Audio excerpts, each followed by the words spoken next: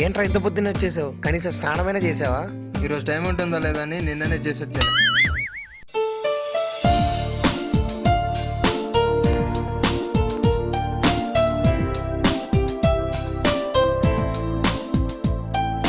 ఏంట్రా అమ్మాయికి సైట్ కొడుతున్నావా?